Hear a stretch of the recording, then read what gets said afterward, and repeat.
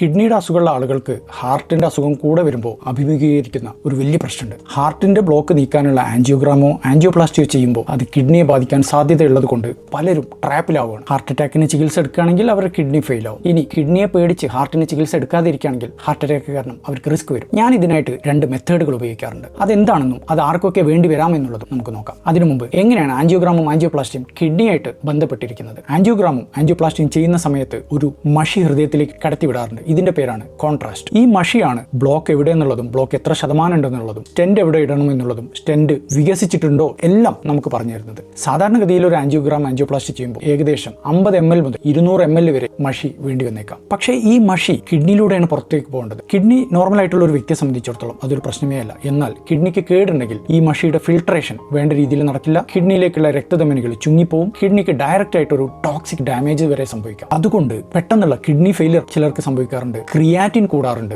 ചില ആളുകൾക്കെങ്കിലും ഡയാലിസിസ് വേണ്ടി വന്നേക്കാനും സാധ്യതയുണ്ട്. ഇങ്ങനെ സംഭവിക്കുന്നത് പ്രധാനമായിട്ടും കിഡ്നി അസുഖങ്ങളുള്ളവർക്കും പ്രമേഹം കാരണം കിഡ്നി കേടുവന്നവർക്കും പ്രായാധിക്യമുള്ളവർക്കും ശരീരത്തിൽ ജലാംശം കുറഞ്ഞവർക്കും ഹാർട്ടിന്റെ പമ്പിങ് കുറഞ്ഞവർക്കും ഒരുപാട് തവണ അടുപ്പിച്ച് ആൻജിയോഗ്രാം ചെയ്തവർക്കുമാണ്. ഇങ്ങനെ റിസ്ക് ഉള്ളവർക്ക് ഹാർട്ടിൽ അസുഖം വന്നാൽ പിന്നെ എന്താണ് ചെയ്യുക? അതിന് വല്ല മാർഗമുണ്ടോ? 2 മാർഗങ്ങളുണ്ട്. ഒന്നാമത്തെ മാർഗം സീറോ കോൺട്രാസ്റ്റ് ആൻജിയോപ്ലാസ്റ്റി എന്ന് പറയും. ഇതിനകത്ത് നമ്മൾ ഈ കോൺട്രാസ്റ്റ് എന്ന മഷി ഉപയോഗിക്കുകയേ ഇല്ല. അപ്പൊ പിന്നെ എങ്ങനെയാണ് ബ്ലോക്ക് കണ്ടെത്തുക? അവിടെയാണ് ആ കാർഡിയോളജിസ്റ്റിന്റെ എക്സ്പീരിയൻസ് കടന്നു വരുന്നത്. അതുപോലെ തന്നെ ബ്ലോക്കുകൾ കണ്ടെത്താൻ മഷി അല്ലാതെ നമ്മൾ ഉപയോഗിക്കുന്ന മാർഗങ്ങൾ ഐവസ് എന്ന് പറയുന്ന ക്യാമറയോ OCT എന്ന് പറയുന്ന ക്യാമറയോ നമുക്ക് ഉപയോഗിക്കാം. ഐവസ് എന്ന് പറഞ്ഞാൽ ഇൻട്രാവാസ്കുലർ അൾട്രാസൗണ്ട്. ഗർഭകാലത്ത് അമ്മയുടെ സ്കാൻ ചെയ്ത് അകത്തുള്ള കുട്ടിയെ നോക്കാറില്ലേ, അതുപോലെ ഹൃദയത്തിനകത്ത് രക്തധമനിയിലെ ബ്ലോക്ക് മനസ്സിലാക്കാൻ ഐവസ് മതി. ഇതിൽ മഷി വേണ്ട. രണ്ടാമതായിട്ട് ഹൃദയത്തിനകത്ത് OCT എന്ന് പറയുന്ന ക്യാമറ ഇറക്കി നോക്കിയിട്ട് ഇതും ഐവസ് പോലെ തന്നെ ബ്ലോക്ക് എവിടെയാണ്, എങ്ങനെയാണ്, എത്രയാണെന്ന് നമുക്ക് പറഞ്ഞു തരും. ഇനി കാലിലാണ് ബ്ലോക്കെങ്കിൽ നമുക്ക് കാർബൺ ഡയോക്സൈഡ് ഗ്യാസ് ഉപയോഗിച്ച് ഈ മഷി കൂടാതെ നമുക്ക് ആൻജിയോപ്ലാസ്റ്റി ചെയ്ത് കാലിലെ ബ്ലോക്ക് നീക്കാവുന്നതേ ഉള്ളൂ.